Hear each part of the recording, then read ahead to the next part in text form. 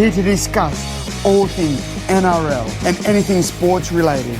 Please give a warm Aussie g'day to the footy fanatic and America's own Corey Jackson in Outside the Sheds. Greetings, salutations, and welcome back to Outside the Sheds.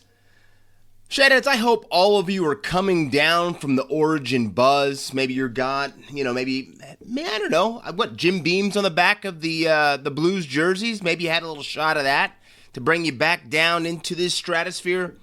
I will tell you, Origin Game 1 is something special. It's something that I think runs through any rugby league fan. The hype has just been built up so much.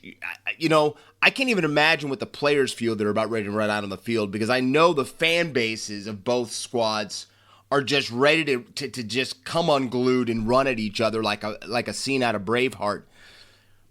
But that week really culminates what rugby league is to me, and I think to a lot of people. It's just, we know what we're going to see when we see a State of Origin game, and I think going into that and then going up to Suncorp to start it all off is just magical, right? Now, that buzz that we take going into Origin Round 1 also starts with Round 12, a round that's always really strange, a round that some people want to watch, some people want to act like don't exist. You're the master of your own destiny, how you handle that, Shedheads. That's between you, God, and the rugby league people. But we still had to play round 12. And boy, did we play round 12. We're going to go into a deeper dive about round 12 and about the NRL here in a second. But let's just go over the scores. First off, Dolphins 44, Bulldogs 8. I don't have much to say about this match. I think that game was perfect for setting up what round 12 was and what I'm getting ready to talk about here in a matter of moments. Did anybody see that coming? Now, I know that Dolphins like the wet, Dolphins like water, and that field was underwater. So yes, I guess we all should have thought that Flipper was going to go right to the top and fins up and all that type of stuff. But you're talking about a Dolphins team that has had problems scoring. You talk about a Dolphins team that probably has underachieved a little bit this season, except for their fullback and their halfback. But no one saw them putting up the Quattro, the 44, right? Did anybody see that? I know I didn't. I know I didn't so much that I put the Dogs, all right? But that, to me, just really set up the whole thing, because this match was never even close. This match, the Dogs had a lot of their key players, but I think it might also show what I've talked about, I think, last week or 2 weeks ago, how important Stephen Crichton is to that Bulldog team as a captain, as a leader. Because I think you'd be crazy if you thought that the Bulldogs were going to lose by 36 points if Stephen Crichton was out on the field. Okay, those lasting memories of what happened down at GIO Stadium when he pretty much single-handedly put the Bulldogs on his back and ran them back into the game and then ran away with it, it's something that's going to stay with us for probably the whole rest of this season. And anytime we look at that guy, because to me, that game put Stephen Crichton as maybe the best player in the game. And I'm going to say right now, I know a lot of people say Isaiah Yeo, a lot of people say Nathan, and I know maybe not right now how the Panthers are playing. My two best players in the game are Crichton and Latrell Mitchell, because of what those guys can do for their squad if they just have that moment in that time where they just say, we're not losing. I don't think there's any other player in the competition that has the skill that these two guys have, the prowess, the power, the strength, anything you want to say. They're freaks. So I don't think that would happen, but, the Dolphins have to feel good about themselves. But, the Bulldogs, this is maybe a hangover of what we're going to talk about here in the 40-20, about the whole Lachlan Galvan situation. But really an underperforming performance. And I guess you could say out of the last two games, something that, maybe nobody saw coming. maybe this team, they're going to have a break here. They're going to have their bye week. Maybe that is what they're going to use to springboard to come back strong in the second half. But I'm going to say this right now, maybe not. And we're going to talk about that here shortly. Eels 30, Sea Eagles 10. The Eels were in complete control in this match. And I think the funniest part about that is Mitchell Moses wasn't even in the side. He wasn't even in the side. And they did not look for a second like they even skipped a beat with Dean Hawkins in there. And I do think Dean Hawkins is a player that isn't talked about a lot. Heck, he hasn't played a lot of first grade this year, But I think he is turning into a player that as we saw against the Sea Eagles, that's really finding his game. Now, his game, maybe it will be. I was going to say his game isn't probably going to be with the Eels, but maybe he's going to be in the running here when Dylan Brown steps forward because of them missing out on Lachlan Galvan. But I'm going to say something. He looked like a different guy. He made a couple incredible passes in that match that really made me go, this guy has really kind of found himself and found the type of player that he can be. But, it was also a great celebration because Paulo had his 250th game, and that guy is just straight power personified, right? But you have to start feeling good if you're a blue and gold fan right now, that the Eels are starting to find form. I think it's exciting. Mitchell Moses, last time I checked, him and Nathan Cleary are playing this week. So you're going to have the New South Wales halves playing against each other in a really darn key match for both clubs. I do not see either one of these guys or players that played in Origin not being able to come back and slot in as quickly as possible for their clubs, because the Eels and the Panthers are on life support right now. And I know how Mitchell Moses and Nathan Cleary feel about their clubs, and I don't see them taking a step back. But that's a huge victory for the Eels. But then you look on the other side of the coin.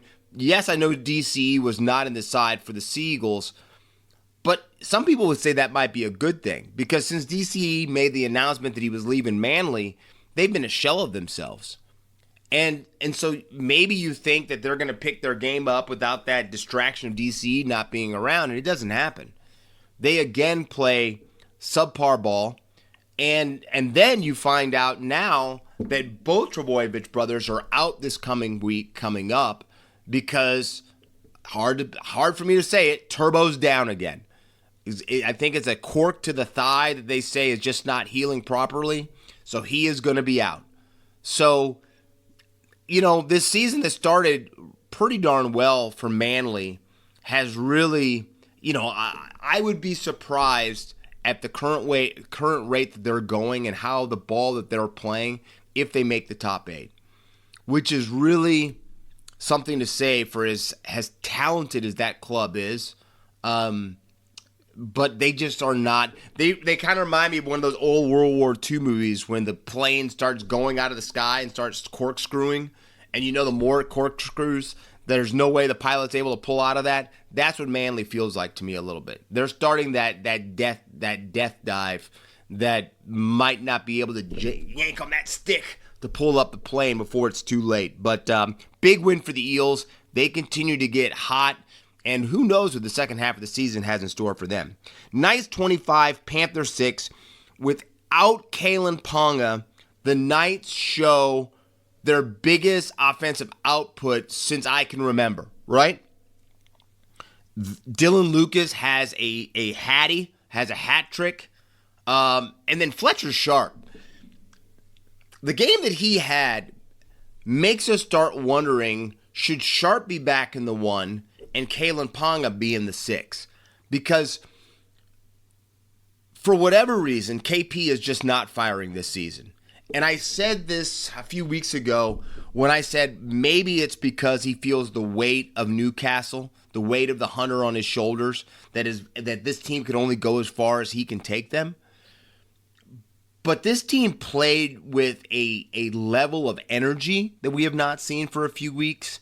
They looked like they were having fun out on the field. Fletcher Sharp, his hair, we even got a moment where Fletcher Sharp got the penalty because he got his hair pulled. And then when they showed down the instant replay, he didn't get his hair pulled at all. That's what those flowing locks bring to the table right now. He's like Samson. If you touch them, not good for you. But really exciting. But again, it calls into question.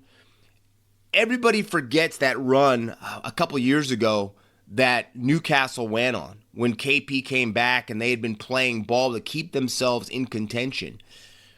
And you wonder, when you have these guys that are such all-stars, that the team doesn't automatically defer to trying to get them the ball whenever possible. And it takes them out of a free-flowing, throw the ball around, let's attack, but let's work together because all of us are important. And we saw that. And that's exactly why I picked Penrith, was because I had not seen this brand of footy by Newcastle for a very, very long time. I almost forgot that they could play this type of footy, right? But again, to me, that comes down to a club that seemed excited. Fletcher Sharp playing incredible out of the one. And then a guy like Dylan Lucas just really stepping up and just taking the game by the nape of the neck. Now, just like we had to do with the previous game, we have to look on the other side of the coin there, the Penrith Panthers. This is a club that had a chance. I've been talking up Blaise Talangi for the last couple of weeks. I thought this was the game that he was really going to show himself and to show what he can bring to the table. A little bit more leadership, a little bit more time with hand on ball. And we didn't get that at all. Like, that Penrith squad, you looked at it, and I've heard people say, I think it was Appy, was sitting on the couch with Matty Johns, and he said the mental fatigue that comes in to every week team seeing this is their Super Bowl or this is their grand final when they get a chance to take you on can really wear on a team. And then you think about it, Penrith has been doing this now for 4 seasons with every team gunning for him. And you just wonder if it's just the breaking points happen. And it'd be one thing if that same club had come back year after year after year.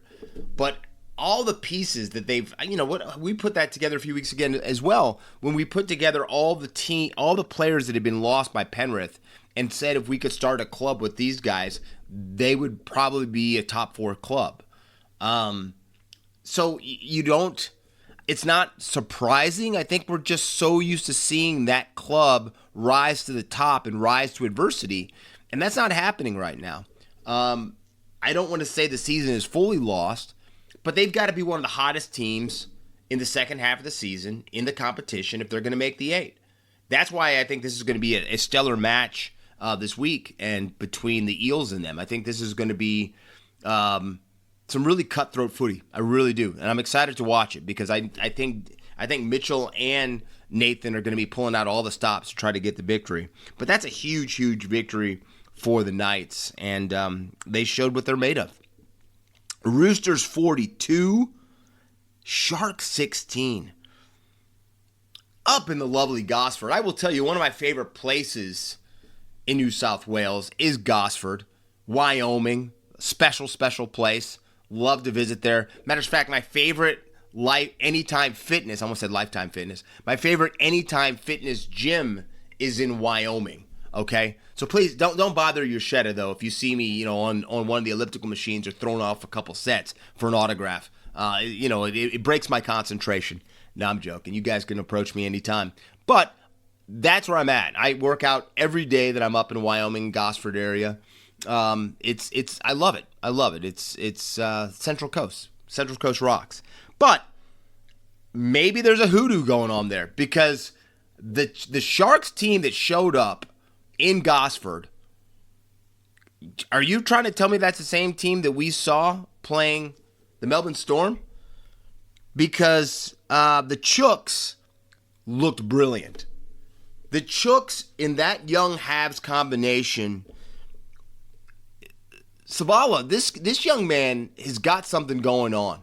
He does not look like your typical halfback, but the 2 kicks that he put pretty much right on Daniel Tupou's chest, really was the catalyst for everything.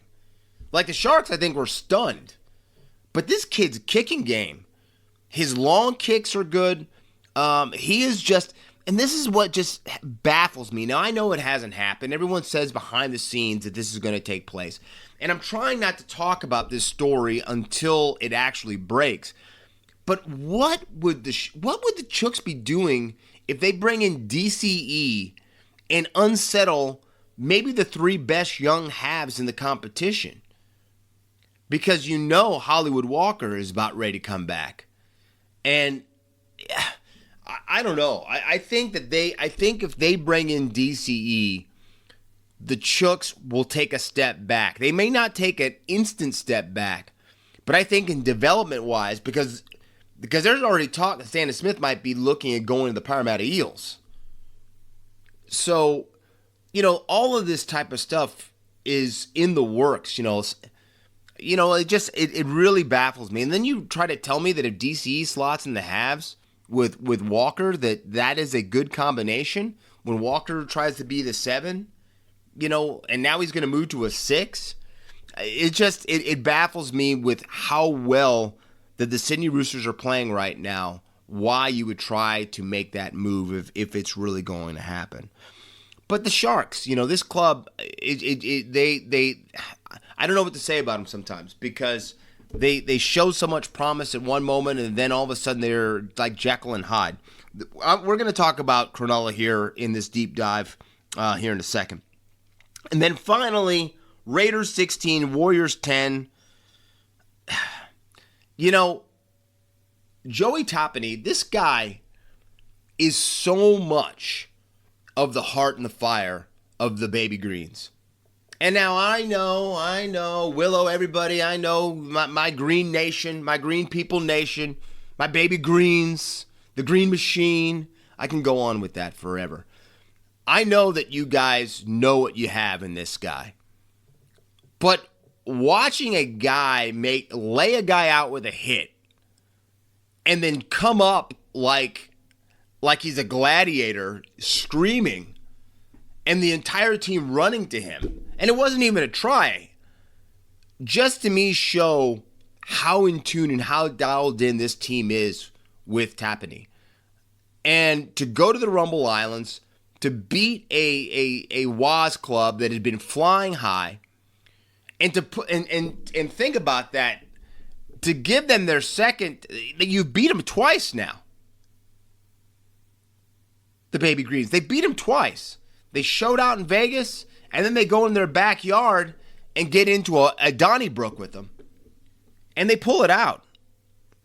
That was impressive. That was really, Starling goes off the field, and they're playing with 12 men, and they just don't let up. And this is the reason I say time and time again why Ricky Stewart looks like he has gone back 5 years instead of aged 5 years.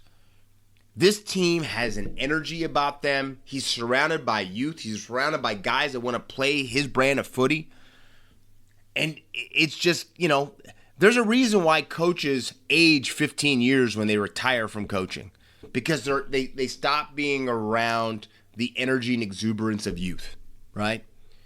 And we're watching the fountain of youth surround Ricky right now, because this team has a real shot to win it all.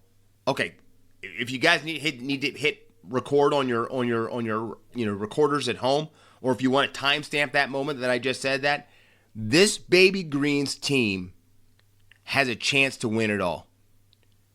Because one thing everyone says right now, the Melbourne Storm are the front runners, blah, blah, blah, blah, blah, that they're the betting favorites, the pundits love them, blah, blah, blah, right? The Raiders, to me, are the club. The Canberra Raiders are the club, to me, that week in and week out bring it. They don't care if it's an afternoon game. They don't care if it's an evening game. They don't care if it's a late night game. They don't care if it's in the rain. They don't care if it's on a plane. I had to do a little Dr. Seuss. But what I'm saying is they don't care. Ricky has that instilled in their mind that no matter what the condition, no matter where they're at, We're going to play our brand of football. We're going to attack. We're going to be exciting, and we're going to defend, right? And that is what wins championships. That's what wins championships. That's why this club, to me, is the next juggernaut club going down the track. Because they're only going to get better. And I know that, there's always going to be a little bit of switching up at the end of the season and all that stuff. But this team, to me, has that it. There's a factor about them, it's just it's fun to watch. They might be my favorite club to watch this season, even over the Waz.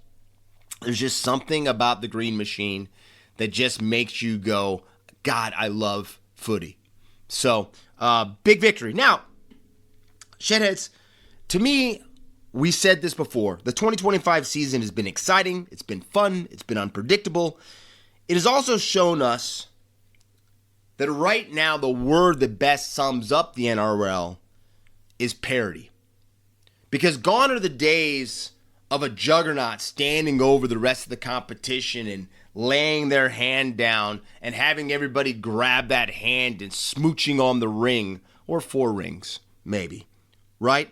Those times are gone because those premiers that we're talking about, the Penrith Panthers, just lost by 19 points to a club that couldn't barely score before last weekend. That's the type of stuff that we're talking about.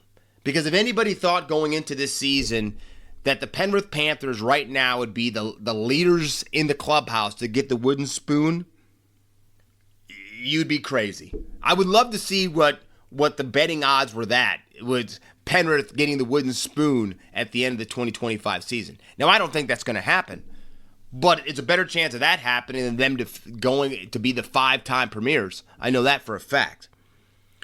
It also shows, as what your Shedadamus just showed you, by going 0 for 5 in his picks for the first time, that I think I'm going to have to talk to CC, my statistician for the show, but I will tell you this right now. I don't think I've ever gone 0 for any of my picks for a round, right? But that's what I'm talking about. We don't know what's going to happen from time to time again. I will say something, and I will stand on this merit, Shedheads. Yes, we've been excited for Origin coming up, right? And Origin 1, we just passed it. I started the show talking about that, right? But I will say this. Yes, Origin has had a buzz, but the regular season has had such a buzz because there's so many teams that are in the running to make the 8. We don't have the typical top 4 that we're normally used to having. Some of these juggernaut sides, like I just said, the Penrith Panthers are right now wooden spooners. The Brisbane Broncos, we don't know when they're going to get their next victory. It is exciting. It's exciting.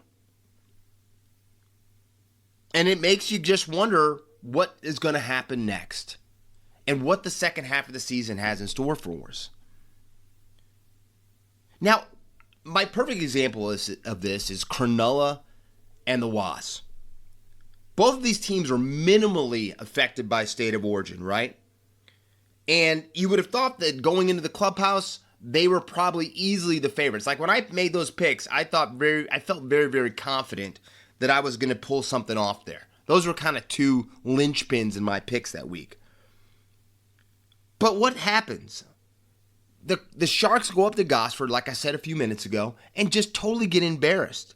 And this is the same Sharks club that a week before go toe-to-toe with the favorites to win it all, the Melbourne Storm, and they get in a knockdown drag-out with them. And when the dust clears, they're the team still standing. Right? That's the Cronulla side we're talking about. And they had everything to play for. They're playing a young Roosters team that have 5 people away on Origin. And they just totally drop an egg. They look like that they didn't even want to be there almost. And I don't know what that says. I don't know if this is, again, that mid-season hangover that a lot of teams have right now. But they got exposed. Savala's kicks, to the corner, that almost looked like a splitting image of those back-to-back tries of Daniel Tupou when he did that, right? And I will say something. I'm a huge Daniel Tupou fan. When I met him in 2016 at the Auckland Nines, or 17, I get it confused. Yeah, I guess it would have been 17. Anyway, one of the most gregarious, friendly people that I met of all the players that I met. Benji was probably the nicest of everybody, but that's something else. But just really interested of how I got into the game, all that stuff. And I really think that he still has a place in the Origin setting because what he brings to the wing, that size, we saw what happened. I'm saying Lomax, like, jumping up, acting like he's an AFL player. It is important, and it's very, very important for what they're doing. But really, we didn't see that happening. That is the type of stuff that really makes you go, wow, what's going to happen next with this season? Because Cronulla, to me, going into that round, I was easily touting them as a top 4 side. And then you look at the way they played this last week, and you go, well, maybe not. Again, unpredictable. Parity. It's just flowing through the league. And then you look at the Waz. They're in their own backyard. They're in the Rubble Islands. They've got the Baby Greens coming in, a young team. They have everything to play for. They're playing at home. They've won 6 of 7. They're averaging 21 points per game. And they have vengeance on their mind. Because, like I said, don't forget, they lost to the Baby Greens in Vegas. And kind of got embarrassed. Because remember, when they lost that game to Canberra, everybody called them into question. They said that the halves combination of Chanel Harris-DeVita, maybe he shouldn't be in there. Maybe Tamarine Martin should be in there. If you go and look at the tapes, your Shedadamus was saying those type of things. They had every reason to be up for that match. The motivation was high. Instead, we get one of their worst offensive performances that we've had since Vegas. And they get held to a try for the entire match? It made no sense. They lost on paper in every major category against the Baby Greens in a home game, except for kick return meters, which was 218 to 207. And they also had 14 errors. Metcalf, I don't want to say he had a bad game, but that wasn't the guy that everyone's talking about that's leading the Dally M, that is the best young halfback in the competition. I think Luke Metcalf is 26, so he's not young, but he is really coming to his own. And then you look at the Baby Greens. Again, a club that I said that I've fallen in love with. They've won 7 of 8, and they can win any type of game. And again, you guys tell me how many of you had the Canberra Raiders and in the top 4 going into the season. I'll guarantee you 90% of you had them not even making it into the top 8. I bet you. I'll go out there. You guys can reach out to me in a lot of different ways. But this team is there to stay. But that's about it. I'm saying, I think the Storm will stay in the top 4. I think they'll stay in the top 4. And then, we're getting ready to go into the 40-20 about another deeper story.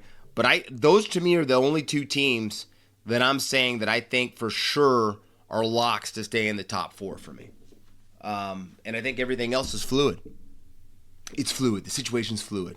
If you guys knew that little reference right there. But I'll tell you one thing it does, Shedheads. It makes you want to do a double batch of popcorn, extra butter, because this second half of the season is going to be so unpredictable. It's going to be like watching an episode of Game of Thrones. And now you're going to laugh at me because I've only watched 1 episode of Game of Thrones ever. But I know all about it. Trust me, everyone in the world has talked to me about the series. But it's going to be like watching an episode of Game of Thrones and wondering who's going to live and who's going to die. And that, to me, is what we call fun, and that to me is what is parody. So, like I said, get your popcorn ready, Shedheads. Now, we can't go any farther. I started talking about it, and we got to finish talking about it. State of Origin, Game 1, Blues 18, Maroons 6. Everybody knows that Suncorp Stadium is the cauldron, right? It's the non-official home of rugby league. Many of blue teams have gone up to Suncorp and gone up there to die, unfortunately, because they've had everything to play for. Everyone thought they had house money, and somehow the magic of Suncorp Stadium has ripped their hearts out on national television and television around the world. It is a special, special place. I will tell you it's so special. When Mrs. Shedadamus and I were in Brisbane, we hired some bikes, we rented some bikes, and I instantly looked at her and said, I got the map up, and I'm like, we're riding to Suncorp Stadium. I've got to see it. I've got to see the cauldron. I've got, there's not going to be anybody there, but I just wanted to stand out there and get pictures and try to get the feeling of these people marching up Claxon Street and coming to that. I had to do it. It's that special. It's that special, and I, if none of you have been there, I'm saying there's people that live closer to Suncorp Stadium by every means than I do. It is a place to visit, and it is now on my bucket list to be in that stadium during a game. And I would love to be there for a State of Origin game. But it is that special. It is what it is. Queensland always seems to be able to lift their game when they play in front of their home fans. They always seem to play with 14 guys on the field instead of 13 because the crowd is always it's so big behind them. And to me, that is why what happened in Game 1 is so incredible.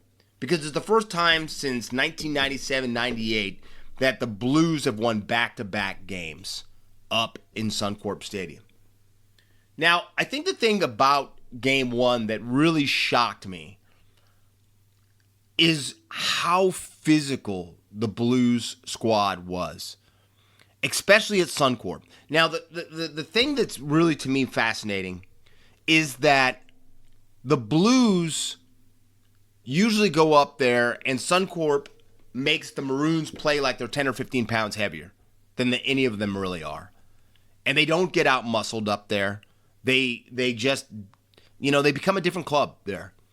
And I will really say, and anybody who watched this game, tell me I'm lying, they look by every means like they weren't in that match.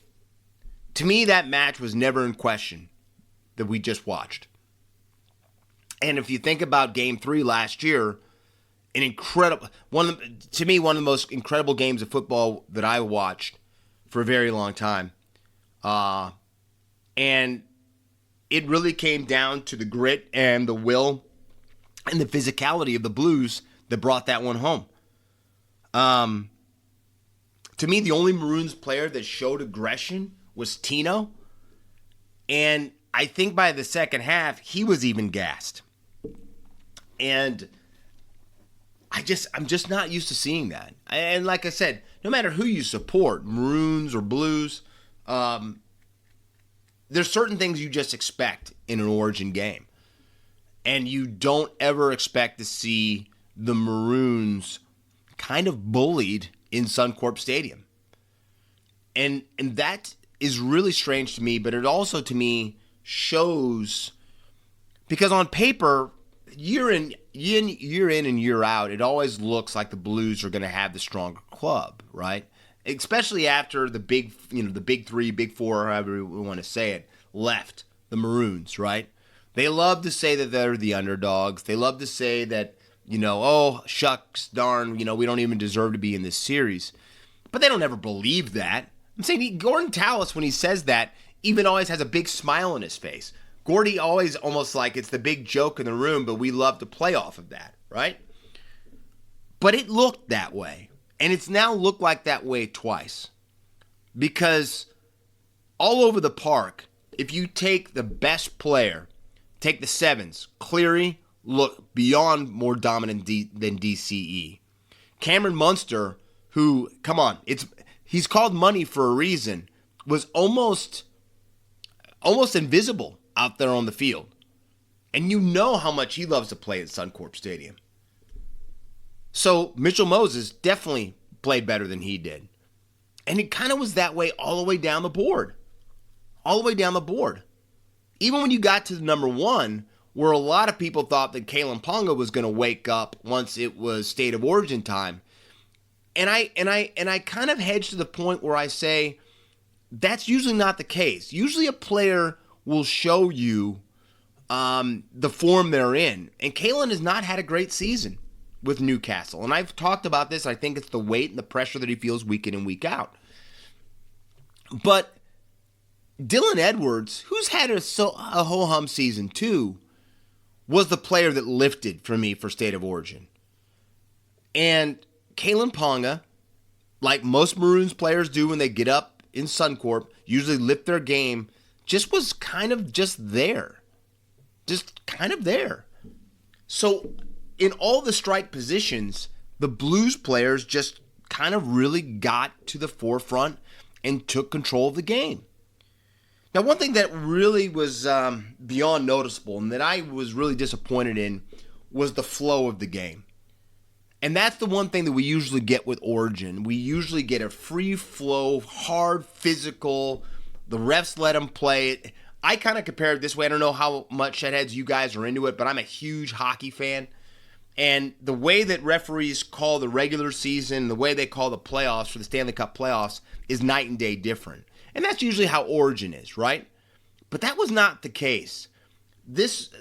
Every time the game seemed like that it started to get a flow, there was a stoppage in play or a whistle was blown, and it just detracted from the flow of the game. I'm saying there was 15 penalty calls. And I can't remember the last time there were 15 penalties called in a State of Origin game. It just did not. Now, it was State of Origin. We love it. Come on, don't change our mind. But it's never going to go down as one of our favorite State of Origin games that we've watched because it just never really felt like it could get going. You know, from turnovers to penalties to stoppages, it just didn't flow. And I hope that is fixed. I hope they take that to the shop, change the tires, oil up the brakes a little bit, because I really would love to see Origin get back to what we know Origin can be for Game 2, because that was the part of this game that I really didn't like, was the kind of just off clunkiness of the whole thing. And again, like I said before, to me, it was the Giants of New South Wales, from Latrell's flip pass to Cleary attacking the line to Brian Ta'o running for 225 meters to Zach Lomax looking like he was taking a mark at the MCG, always lifting, rising above, getting 2 tries. It to me really made you question a lot of things.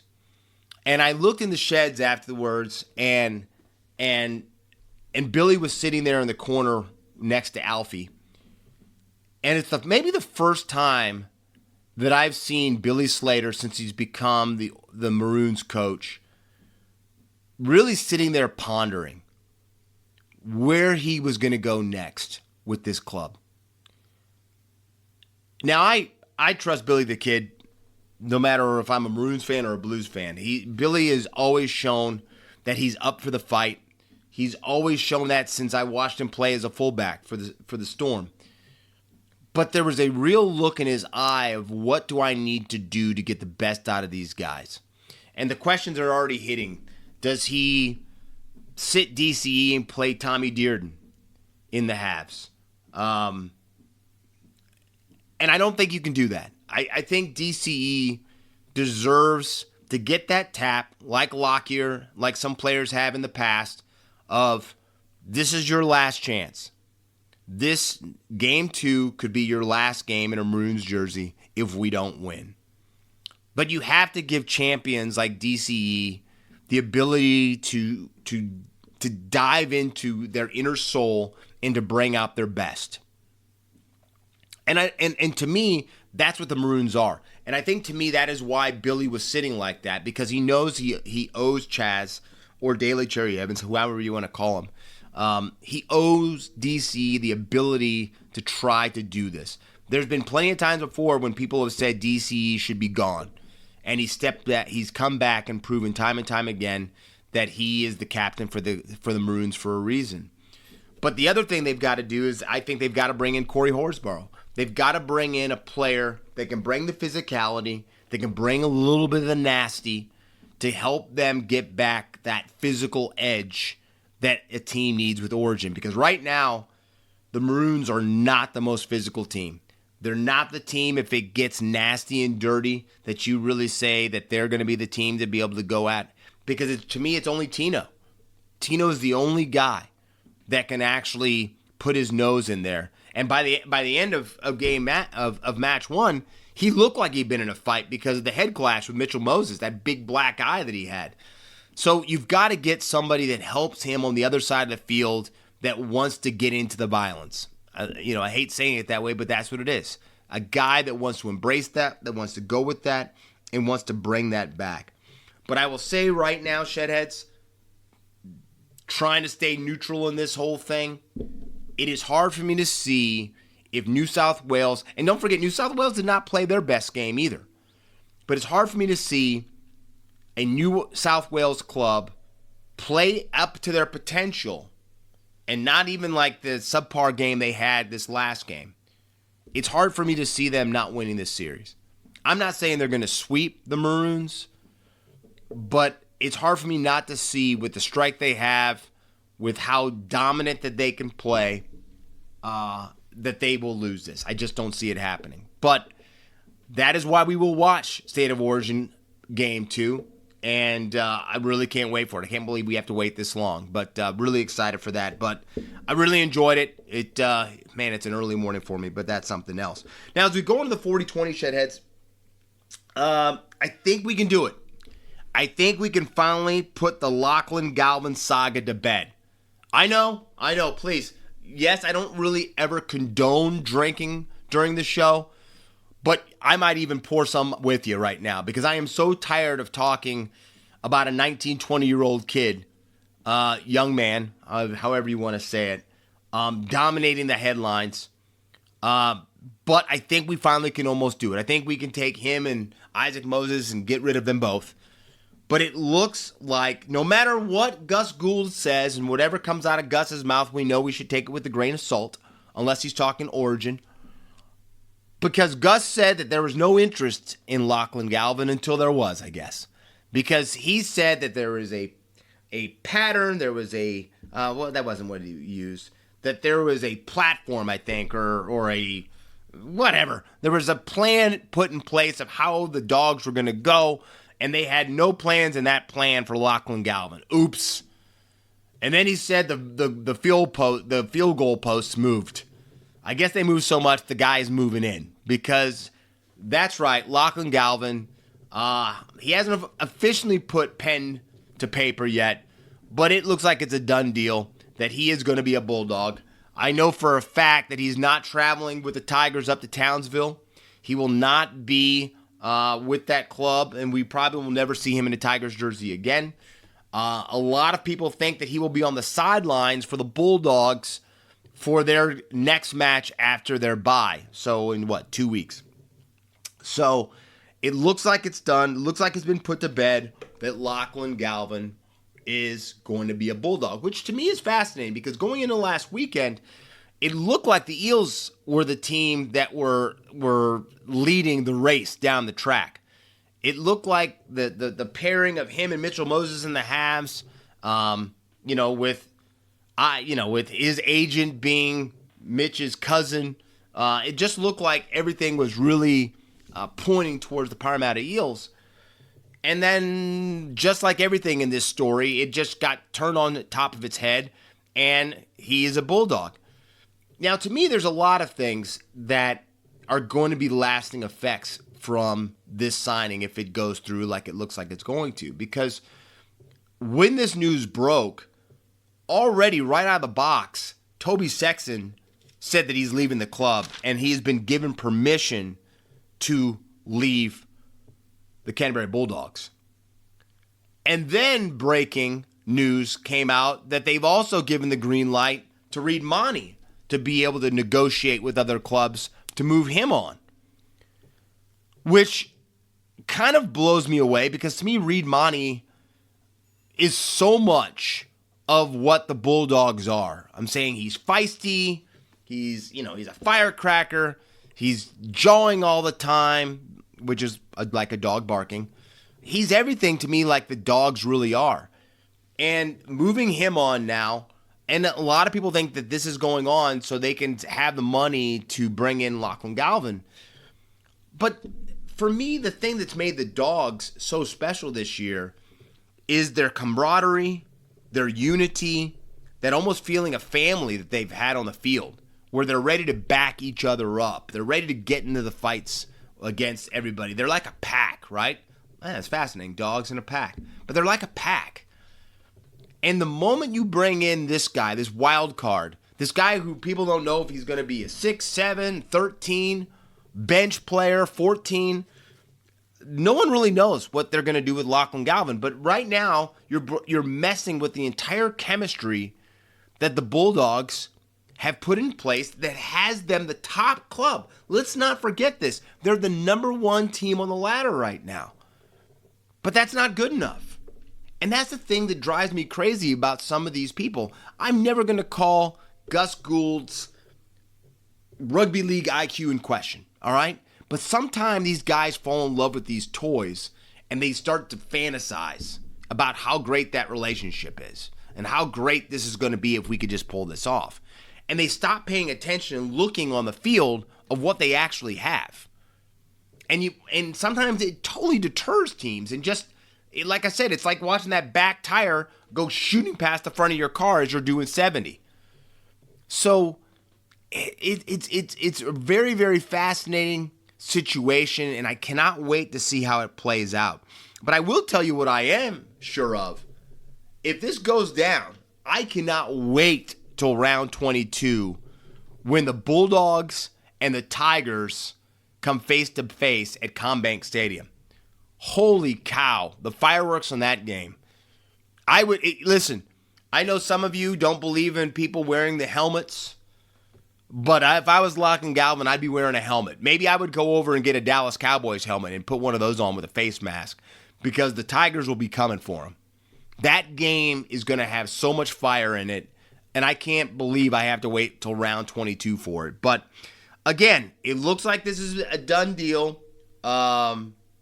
But I guess just like everything in this story, we'll have to wait and see. Now, Shedheads, as we go into round 13, we've got a lot of games bunched up on top of each other because we have the men's state of origin, the women's state of origin. And hey, shout out to the New South Wales women for winning the state of origin, lifting the shield, the power of the Blues, taking that thing back to New South Wales. Congratulations on winning that series. I'll talk about that at a different time. But let's go into round 13. Friday, Knights versus the Dragons. This is a tough one for me to pick because I don't know if Ponga's going to play. And I almost feel if Ponga doesn't play, I'm going to take the Knights. But the Dragons have been playing good ball too. I'm going to go with the Dragons in this one. And the reason I'm going with the Dragons is because the match is in their backyard. So I think that'll be the difference maker in that the Dragons beat the Knights. But I think it's going to be a tight one, and it could be one of the most exciting games of the weekend, which a lot of people aren't looking for. Saturday, Storm versus the Titans. I'm going to go with the Storm. You know why. It's an afternoon game. It's going to be a fast track unless, I guess, the skies open up. And we know what the Melbourne Storm look like on a fast track. So I've got the Storm. Tigers versus the Cowboys up in Townsville. I'm going to go with the Tigers. I think that dead weight, or I shouldn't call them dead weight, but the weight of the Galvan situation is going to be cut from the Tigers' ankles, and that they're going to quickly try to swim to the surface. And I think we're going to see this team really play with a little bit of free flow to them. I'm going to take the Tigers for a victory over the Cows. Broncos versus the Sea Eagles. I told you earlier, neither Travojevic player is playing. And that tells you everything because we know usually how Manly plays when Turbo is not on the side. The Broncos have everything to prove. It's going to be Ezra Mam's game, his second game back. I think he's going to show out. I've got the Broncos over the Sea Eagles. Sunday, Warriors versus the Rabbitohs. The Waz having to make that trek to Sydney. I think the Rabbitohs, I think Latrell is going to be in rare form. I think this team is getting healthier week in and week out. And I have them pulling the upset and taking down the Waz at home.